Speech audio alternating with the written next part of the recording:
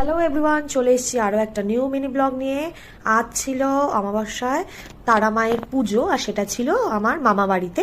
তো সেখানেই চলে গেছিলাম আমি আর অনেক মামারা, মাসিরা আর অনেক আত্মীয় স্বজনরা ছাড়াও পাড়া প্রতিবেশীরাও এই পুজোয় উপস্থিত ছিলেন। আর এই যে 108টা প্রদীপ জ্বালানোর সময়টা আমরা সবাই একে একে সবাই জ্বালিয়ে নিচ্ছিলাম, যে যে কটা পারছিলাম। আর এটা হচ্ছে আমার বড় মামার নাতনি, ওর নাম হচ্ছে মিঠি। ও হচ্ছে আমাদের সকলের নয়নের মণি। ওরও একটা খুব ইচ্ছা ছিল 108টা প্রদীপের মধ্যে একটা প্রদীপ জ্বালানোর, তাই আমি একটু হেল্প করেও দিচ্ছিলাম। অনেক একটা প্রদীপ টিপ করেই রেখেছিল, টুক করে গিয়ে জ্বালিয়ে চলেও এলো, বুঝতেও পারি। সেরে মনের সব যা যা চাওয়ার চেয়ে নিয়ে এইবার চলে এসেছি আমরা যজ্ঞের অনুষ্ঠানে।